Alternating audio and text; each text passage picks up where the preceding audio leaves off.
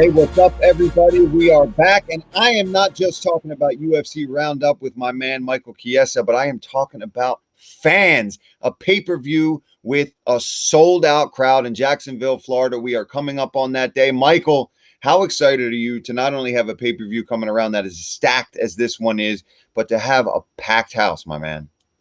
Oh, I'm super excited for it. I'm sure the energy in Jacksonville is going to be buzzing, and even just being at home watching the pay-per-view, it's going to be different listening to a crowd in the background, getting that backdrop that we're used to, the one that we love so much. The UFC fans always bring it every event. Super excited to get back to our normal routine.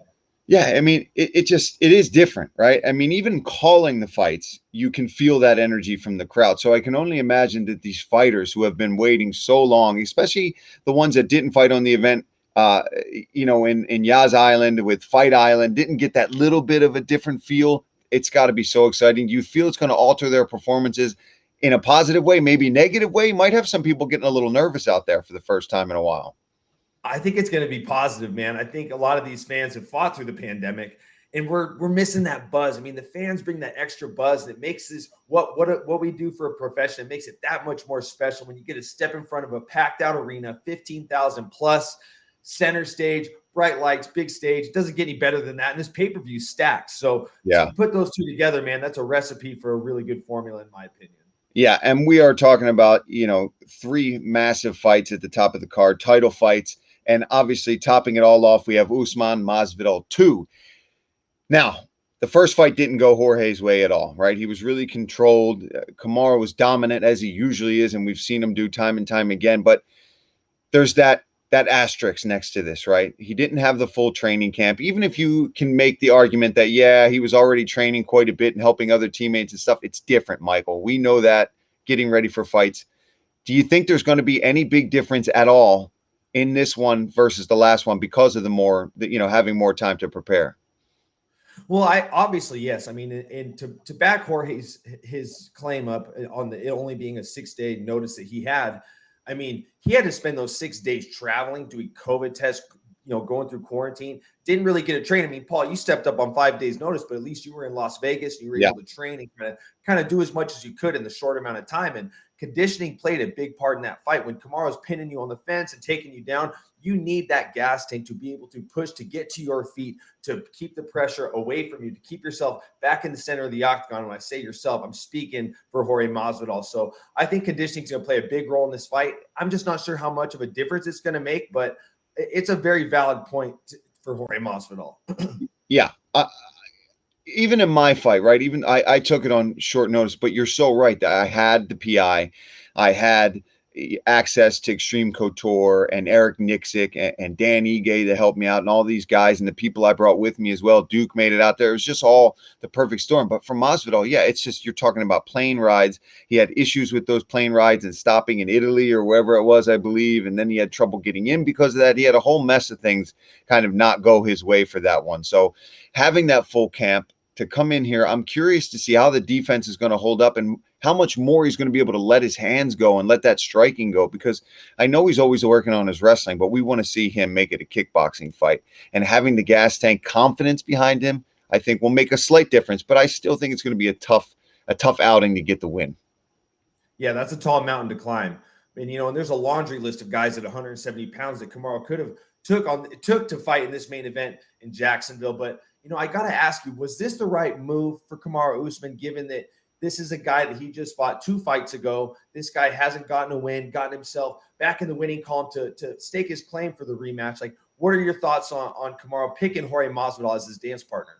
Listen, it's the fight business at the end of the day. And Kamaru Usman is a dominant champion, but he knows that the stock is going to rise if you fight somebody like Jorge Masvidal, the BMF champ, just flying knee knockout in seconds of Askren.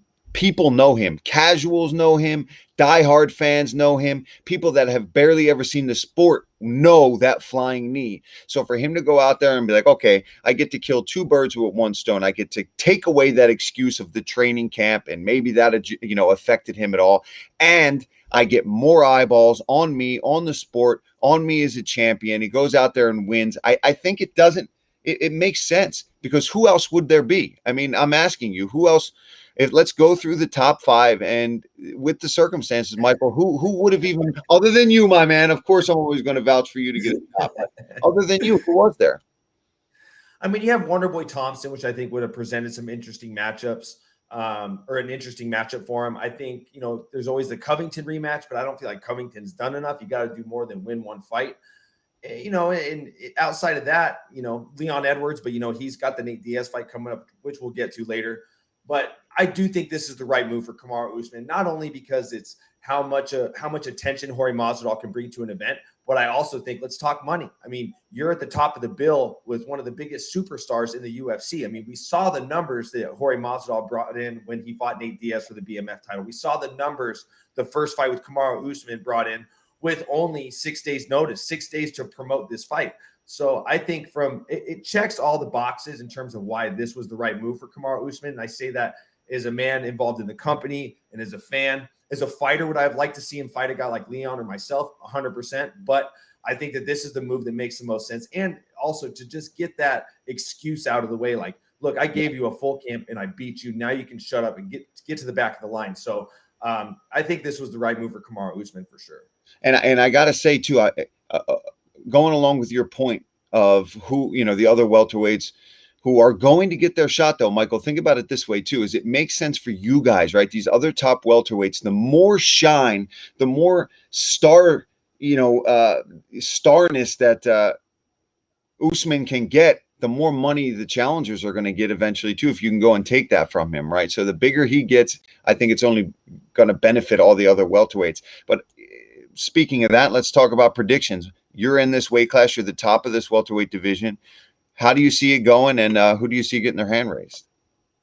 Man, I got to take my bias out of this. And you know how it is, Paul, when you compete against somebody, whether you win or lose against that person, you want them to go on and perform better because it almost raises your profile a little bit, regardless of whether they win or lose, just to have a guy you fought be in such a big event. But I got to leave my bias out of this, and just seeing the version of Kamaru Usman we saw in that fight with Gilbert Burns, he showed that he can do a lot of things different in this fight with Jorge Masvidal, excuse me. If the fight stays on the feet, if this cardio issue was such a big deal for Jorge and he's able to keep it on the feet, we saw how much damage Kamaru can do with his jab, what he can do at range and switching from both stances. So, Jorge Masvidal has to pitch a shutout to win this fight. Right. And I just don't know if he's going to be able to do that. So I'm going to have to slight with the champ on this one.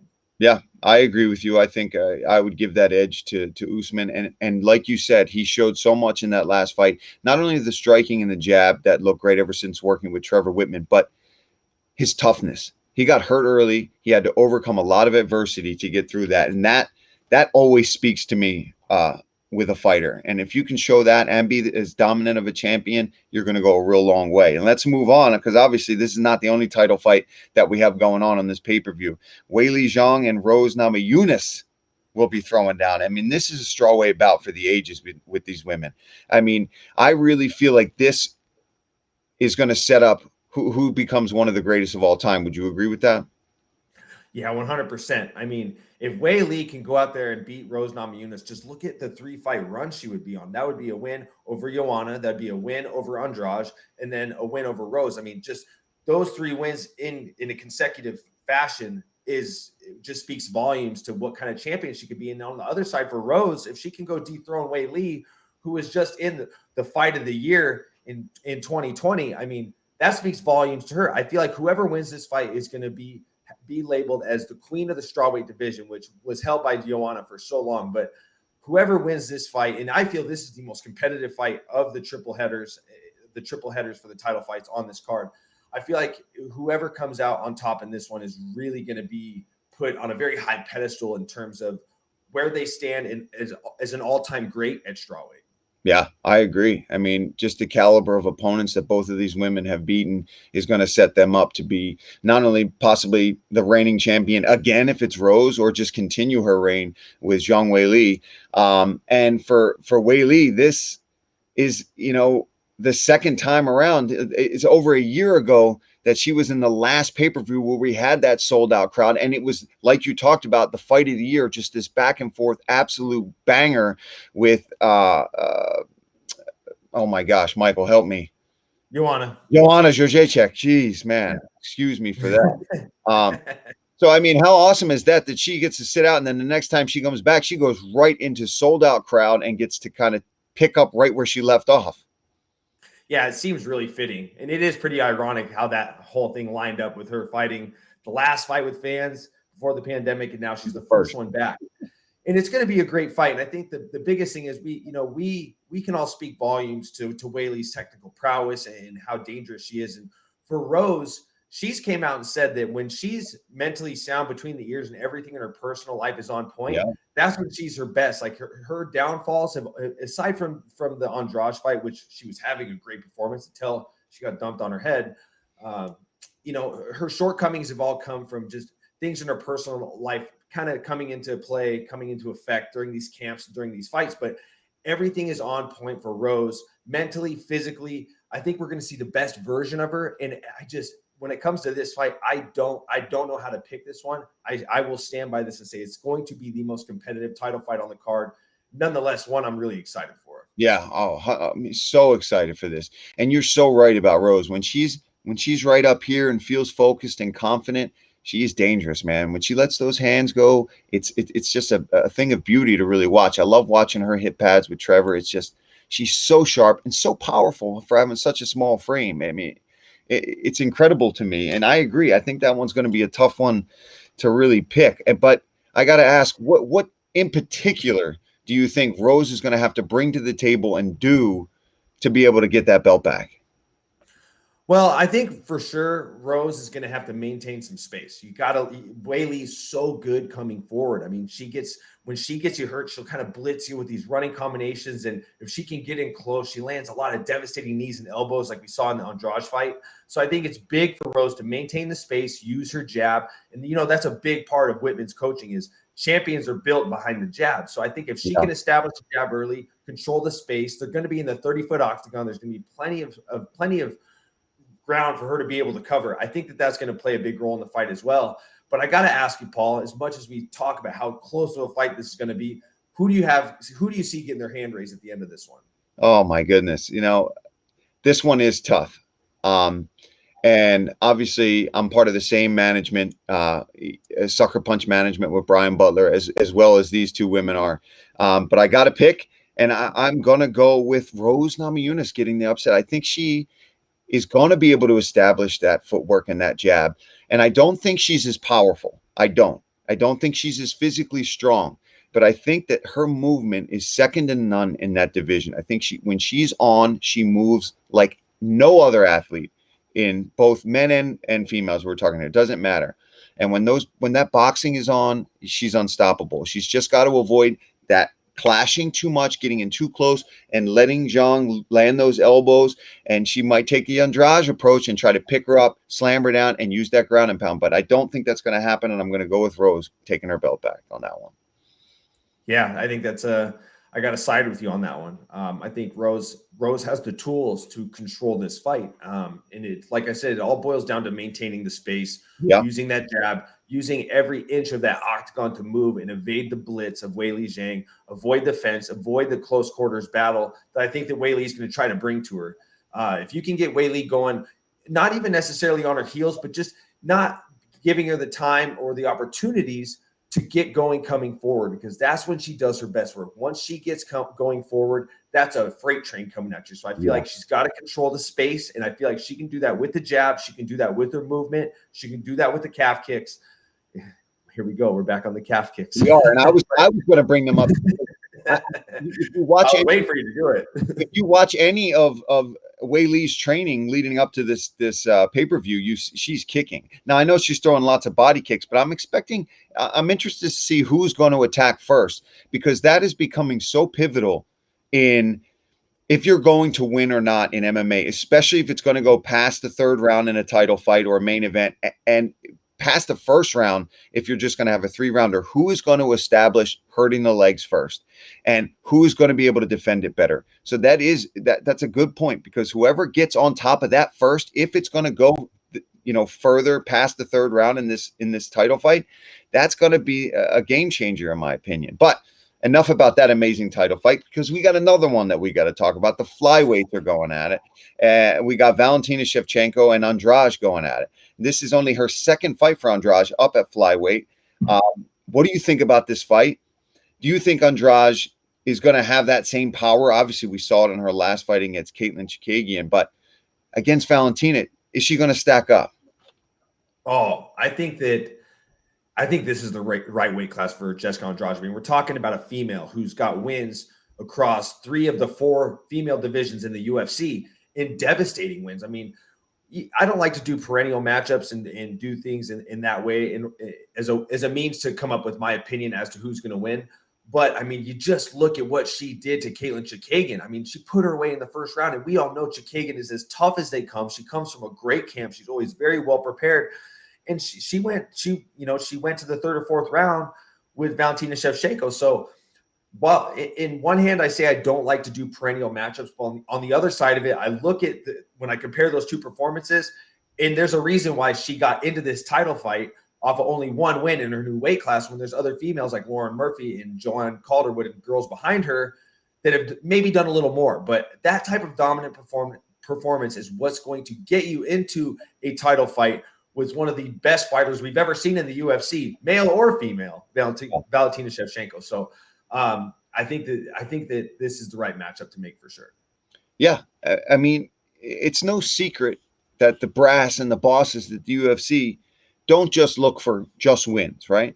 You've got to show them something, especially when we're talking about getting those next title fights, because we're then talking about potentially selling pay-per-views. And if we're talking about selling pay-per-views and making everybody money, what do we want? We want excitement. And Andrade brought that. And I do agree with you. She set herself up with only 1 fight, back up a weight class. It doesn't matter. When you go out there and you dominate like that against somebody who's fought for the belt, who's looked as good as Caitlin has looked, you get that shot. You skip the line. There are cases where you're going to skip the line. There's times that we'll disagree on whether that was the right move or not, but I agree this was the move, and I do think she'll be very competitive in this fight. I personally am going to give my prediction early. I don't think it's going to be enough, but I do think it's going to be a fun fight because she brings it every time. She has a knack for being able to close that distance and bringing the pressure like nobody else's business. So very excited for that one, but I still feel like Valentina is going to get her hand raised and get that belt. How about you? Yeah, well, in order for Andrade to win, she's got to walk through the fire. I mean, she literally, you cannot let Valentina control that kickboxing range where she does her best work. I mean, and Valentina's shown she can operate off her back. She's got submissions from her back. She's got takedowns. She's got a dangerous guard. But I mean, when you talk about what you have to do to beat Valentina, to have to crash the distance, being the shorter fighter, and sometimes Andrade can get stuck in this trap of just going side to side without enough level changes. And I think she's going to have to attack the body, and she's going to have to take a couple to give one. And you can't afford to take a couple shots from Valentina Shevchenko. So I think it's going to be competitive, but I definitely see the champion coming out on top. I just think that she's too savvy. She's too experienced. Her losses have only come to the greatest female combat sports athlete of all time, Amanda Nunes, and those were very, very close fights. So super close. I agree with you, Paul. I got to go with Valentina on that one. Yeah, I mean it's hard. It's hard not to, Michael. I can't blame you for agreeing with me. I know I went first. It seemed like the right answer, but hey, let's talk odds, right? I'm not the best gambler, but there's some big numbers here that we gotta address this. There's people that are going to want to hear about this. Let's start with Usman and Jorge. Obviously, Kamaru already won the first fight, coming in as at negative 400 against plus 310 Jorge Masvidal. What do you think about that? Do you think they got that right? Do you think that's too much for Usman, or do you think it's the Goldilocks and it's just right? Well, just to explain to people back home, when you're talking odds, minus 400 means you have to bet $400 to win 100. Yep. And on the plus side, if you bet $100, you win 310 if you bet on Jorge Masvidal. And I think the odds are very accurate in this fight. I think that, Kamaru, given the first fight in the way it went, there's no reason why to think that the odds should be any different, if not make him more of a favorite in this fight. So I definitely agree with the odds on this one. Yeah. I mean, if it was a little bit closer in the first match, I'd expect it to be a little bit closer. But I think a lot of people are going to throw some money on Jorge just for fun. I mean, he's that kind of – he can go out there when he's on and feeling himself. you never know. I mean, that's where my money would probably go, just to have a little fun, because I'm not betting 400 to win 100. Anyhow, Yeah, that's not a lot of sharps would do that, Paul. That's the right move. Let's talk the co-main event. You got Zhang Weili versus Rose Namajunas. The betting line, a lot different in this fight. You got the champion coming in at -185, and you got Rose coming in as a +150 underdog. And I think that this goes with my prediction that this is going to be the closely contested, most yeah, competitive fight on the triple header in terms of the title fights. What do you think about the odds on this fight, Paul? yeah. I mean, I think it just makes sense, right? It's not by a landslide. It's nothing major. It's letting you know, hey, this is close, but Weili's the champ, and she's looked great. She's going to come in as the favorite, and I think this one makes sense. And I agree with you. I think this is going to be a back and forth battle. Both women are not going to go anywhere. They can both stand. They can both grapple. So I think they got it right. Yeah, and I definitely think that as the fight gets closer, I think that we'll get some late steam on Rose to maybe even this betting line out a lot. I think I wouldn't be surprised. And I know that you can watch UFC on the line with Yanni the Greek and Brandon Fitzgerald, and they'll talk to you all about the odds. But Yeah. I think that we'll get some late steam on Rose Namajunas. I think we'll see this betting line maybe even out a little more. But nonetheless, I think it's correct so far for sure. I mean, this fight's going to be it's going to come down to all 5 rounds. I don't see a finish in this fight. So I can see why the betting line's definitely close. Yeah, and in our third title fight, we got Valentina coming in at only -400. Now, to give you some background, her average coming into these fights has been -700. So if you're out there looking to bet on Valentina, now is the time. If you still think she's going to be dominant and go in there and do her job, this is a nice price, don't you think? Yeah, 100%. And Andrade being the +310, being in that same ballpark number as Jorge Masvidal, I feel is fitting. But even though I just told you that, betting on a -400 favorite in Kamaru Usman, I'm like, yeah, I would pass on that for sure. But this price for Valentina is really good. And I think that it also speaks volumes to how everybody perceives Jessica Andrade as a challenger and the dangerous threats she possesses. Like, you just look at the betting line, you're like, oh, it's going to be a blowout. But like you said, when you go back and you crunch the numbers on Valentina and her average being -700, it's like, okay, the fans are actually the fans, the pundits, the sharps, they're putting some respect on Jessica Andrade's name. So very interesting betting line for sure. Yeah, and obviously we're coming off of a fight weekend again, and the middleweight madness continued on, and Robert Whittaker. I mean, you want to talk about looking just unbelievable on his feet, sharp, just fantastic. What you think about his performance, and where does he go from here? Well, first and foremost, Robert Whittaker being very open with what's going on and what may have caused the shortcomings in his fight with Israel Adesanya, and it was the motivation. I mean, the fire died down a little bit, and you could see in that first fight with Israel that wasn't the regular Robert Whittaker we're used to seeing, where he's a little more methodical and picking his entries and being a little more tactical. It looked like he was just trying to rush his way through that fight, like just was in a rush to maybe put him away and move on. And you can't do that to Israel Adesanya. But the Robert Whittaker that we saw this last Saturday, I mean, I was working the desk that show, and I was just blown away. I mean, you want to talk about a perfect fight. I mean, he pitched a complete shutout against an ultra tough Kelvin Gastelum. I mean, the scorecards read 50-45. He beat him 5-love. But, Kelvin Gastelum, he brought it to him, and Robert Whittaker passed every test with flying colors. He looked like the Robert Whittaker of old, but with a lot of new wrinkles to his game. The wrestling was on point. He established the wrestling early, which I can imagine that probably disrupted a little bit of what Kelvin expected coming from the former champion. So the wrestling was on point. The kicks were good. And most importantly, I feel like he was so defensively sound. I mean, every time Kelvin would throw the left punch or anything coming from that left strong side, that right hand was right there. And it's not like he held it there. It's like he could see the strikes coming. He would block and he would evade, move in and out. The jab was good. I mean, everything was just on point from Robert Whittaker. And you look at the landscape of middleweight, Paul, and we talk about the middleweight March Madness tournament that we had last month and how it's kind of carried on into April. I feel like we have a clear-cut number one contender at this point. I mean, I know Marvin Vettori staked his claim. He had a great fight as well. But, what are your thoughts on Robert Whittaker potentially cementing himself as the number one contender going forward?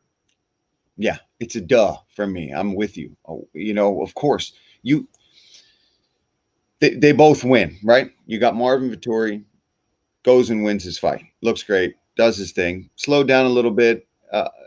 Maybe didn't even do it as impressively as Brunson, whatever. Then you've got Robert Whittaker, who goes out there against Kelvin Gastelum and looks the way that he did, and he's already been a dominant champion in this division.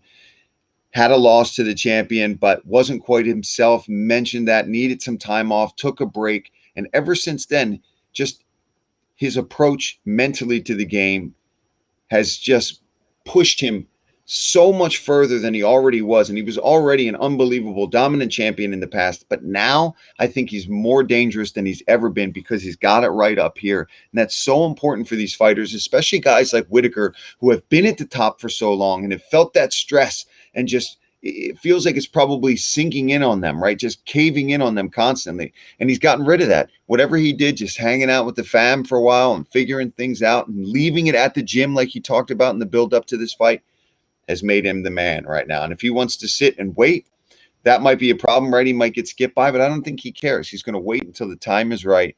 And that's why he looks as good as he does. Well, no matter what, I mean, we can say Robert Whittaker's the number one contender and he should be next, but ultimately it's Israel Adesanya who's in the driver's seat. He's still the middleweight champion, and I think that the cards are in his hand. He gets to choose who's next and when he fights. And I know that there's a main event spot open in June, and Vettori was staking his claim as if he wants to fight in June, I'm the guy. And Robert has said himself that, he wants to fight in September. He's pushing to have that big arena show that they had the first time they fought, which I'm all in for. But, ultimately, Israel Adesanya is in the driver's seat. And I wouldn't be surprised if Izzy takes Vettori up on that opportunity to fight in June.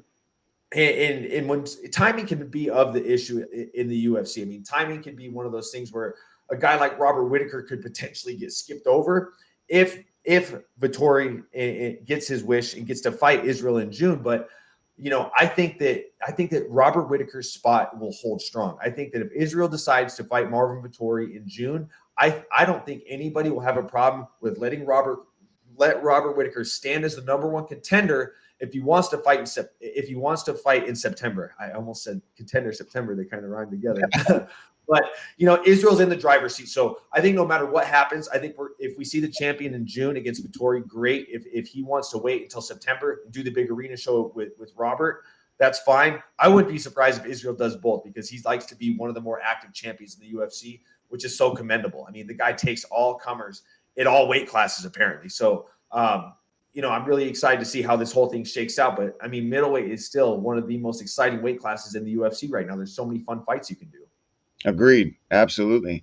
And you're right that he does try to stay a busy champion. I don't think that's out of the realm of possibility for him to just run things back to back.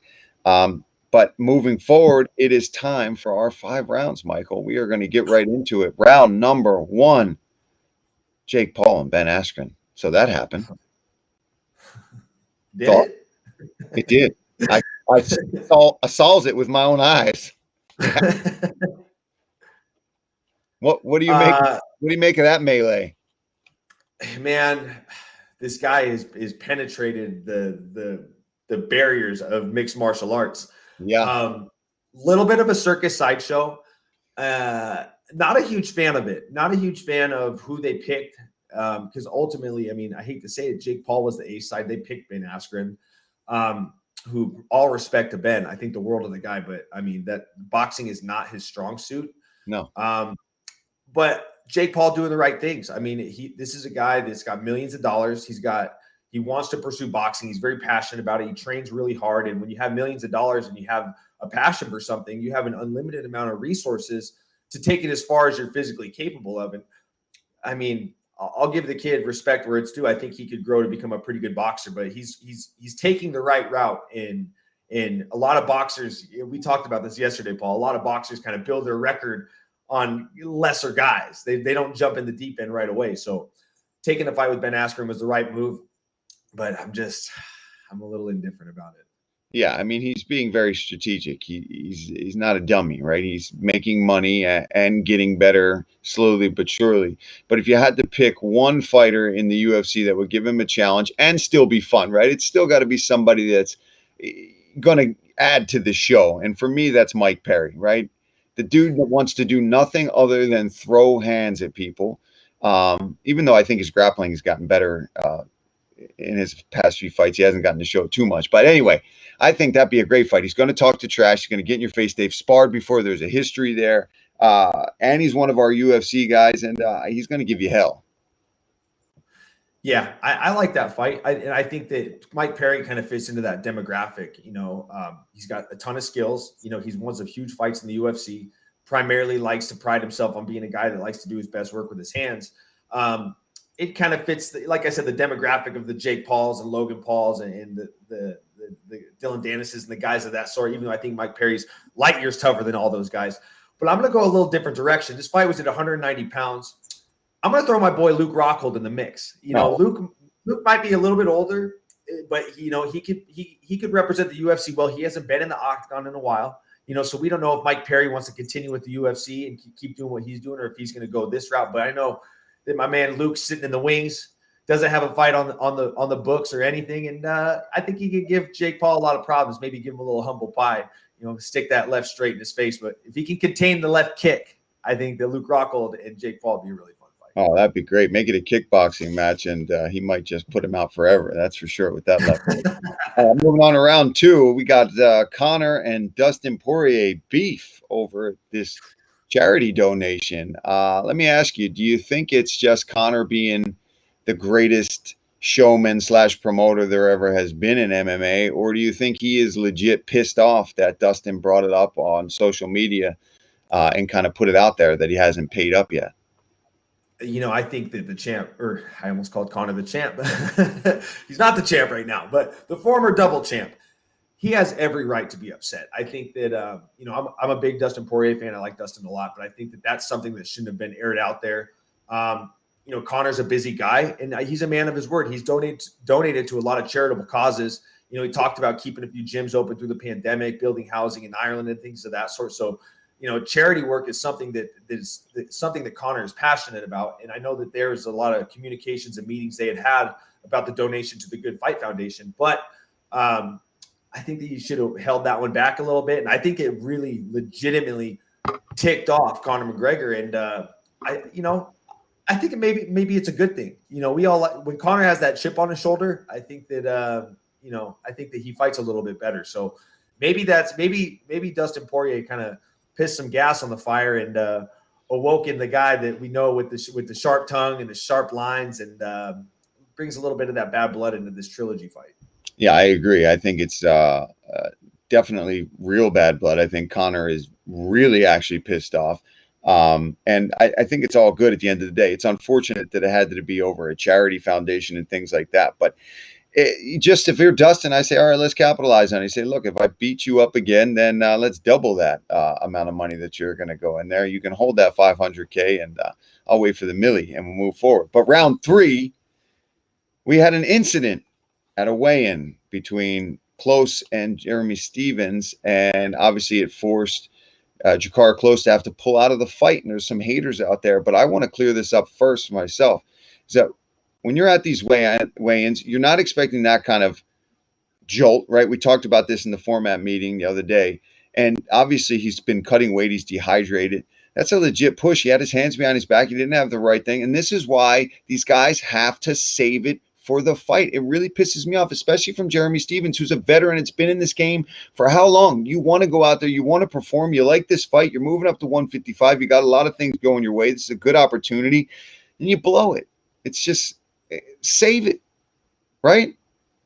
Yeah. I mean, before I get into what I want to say, I will say that I don't think Jeremy had malicious intent, like he was trying to hurt Jakar Close at the weigh-ins. I know these guys chirped at each other, and I think particularly the comments about Close saying he wants to put the old dog out, which, by the way, for the people watching this, they're only a year apart in age, so I wouldn't say he's the old dog. But I think that got under Jeremy's skin, and his emotions got the best of him. And maybe him being up a weight class, he's just feeling a little more energized going into these weigh-ins, because we know how drawn out he used to be at 145. And it was just so unnecessary, man. I mean, we talked about this in the format meeting, Paul, and you and I both being guys that have it takes us a lot to get down to weight and take a shot like that when you're not expecting it can definitely compromise you. And it did just that to Drakkar Klose. I mean, I have the same management as Drakkar, and he was in bad shape. I mean, this was a real issue. And for anybody that's saying Klose is being soft or anything like that, you try cutting 50 pounds because Klose gets above 200 pounds. You try cutting 50 pounds and have somebody rock you, stiff arm shove you. You try handling that, and we talk about like when you go into weigh-ins, you're walking around in a fog, you're mentally not there, and your reaction time's down. And that was just a very poor choice of actions for Jeremy Stephens. And I can only wish that Drakkar Klose comes back to full health and Jeremy kind of learns his lessons, and we won't see anything like this ever happen again. But hopefully these guys down the line can settle the bad blood, get past the push, get in the octagon, and actually fight each other. Yeah, I agree. And listen, I like Jeremy Stephens a ton. I'm not saying that he didn't mean for this to happen. And I just think it's about time that something happened where we can finally maybe get these guys to stop that kind of those antics at a weigh-in before the fight. I mean, you're going to get to punch this guy, elbow this guy, knee this guy in the face as hard as you want on Saturday night. You can't wait one more day. You're dehydrated. Go get a drink. Go get some food with your team. Have one last good night, and he'll kick ass on Saturday and leave it there. But August 7th, round 4, your girl has got the fight. Pena and Nunes are going to be going at it. Well, how happy are you for that? Are you stoked? How happy is she? What's going on? Man, this is a fight that Julie's been clamoring for a long time. And she's actually wanted to fight Amanda Nunes before she was ever even the double champ that we see today.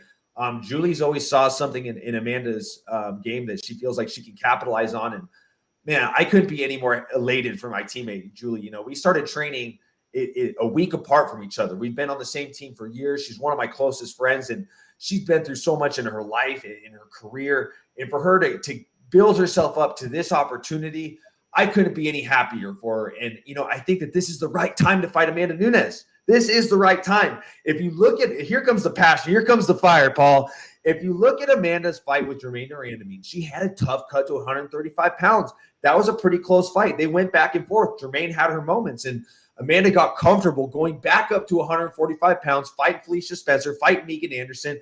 Now she has to make that cut all the way back down to 135 pounds.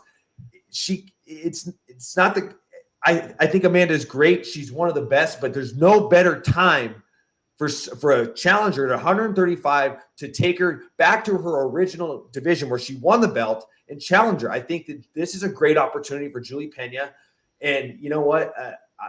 Even if I wasn't her teammate, I would still be saying the same thing, that if whoever comes in at 135 pounds, that's where Amanda's going to find her toughest challenges. And it's not just because the depth of the weight class, but it's also that weight cut. That's a tough cut for Amanda Nunes. Man, I'm just so happy for Julie Pena. She's very ready for this moment. She's been preparing her whole life, and it's going to be a great fight. I expect you want my prediction, Julie Pena wins 100%. Wow. I stand by that 100%, and I look forward to doing a podcast with you after the show and saying, I told you so. Let's go, Venezuelan Vixen. You're my girl. Let's go. Hey. Can't stand up. I'll be ready for it. I have no problem with that. Whoever wins, and so no humble pie on my part. I haven't said anything. But that's awesome. Congratulations, Juliana Pena. That's an incredible fight. But round 5, Andre Arlovski. How old is this dude? He's still going out there and winning UFC fights. And it feels like, to me, he's fighting every weekend. I mean, I feel like every time I'm not working an event and I'm at home, I'm turning the TV on, I'm watching Andre Arlovski fight. These guys over 40 are still doing it. He's one of the OGs of this organization, former champion at heavyweight, and still winning fights. Dude, it's amazing. He fought his UFC debut in 2000. In 2000, I was in 6th grade, okay, to put that in perspective for people. But, man, these old dogs are still killing it. I mean, you look at Jan Blachowicz is taking on Glover Teixeira, who's in the over 40 club as well. And Glover has looked great in this age. At this age, he's looked better than he's ever looked in his UFC career. So some of these old dogs still got some fight in them. And there's a lot of other guys in the UFC over 40. You got Damian Maia, Alexei Olenek, and you even got females in Marion Renault. So the over 40 club stacked with some tough fighters for sure. Absolutely. Stack. And Mike, we got a surprise round. We got a round 6 coming up, and we got a photo of you during the format meeting that we're going to pull up here real quick. Oh, look at that guy. Look, man. Machine. You look good, Mike, but I don't know who wore it better, buddy. I got my shades right here. I'm ready to go hit the trainer inside for about 3 hours. Unfortunately, I'll be inside today training, not outside. So I don't know what's going on with my screen, by the way, if that's glitching. Well, look, let me tell you something. For the people back home, when you host a show with the Iron Lung Paul Felder and you hear about these rides, he's doing all these crazy things, I gotta kind of I will never get to your level of being the Iron Lung, but I can try. So you know what? Yesterday I decided to put in a hard 16 miles so I could come into the format meeting like, hey, Paul, I went for a ride. I'm trying, man. I'm putting my best effort in. And I mean, who does it? Look, if you do things, if you look at Paul Felder and the things that he does, if you try to emulate the line that he walks, you're going to end up somewhere good in life. So you know what? I decided to hop on the bike, hit some miles, and, it was fun. You're going to end up good in life or hurt or injured or doing something. So, listen, we got a huge pay-per-view coming up this weekend, UFC 261, 3 title fights on the line. An audience is back. I'm excited. Awesome. Michael's excited. We got our sunglasses on. That's it for UFC Roundup. Hopefully you guys like it. I apologize for my camera. See you next time. The future is bright for the UFC. You guys enjoy 261, and we will see you next week. Woo!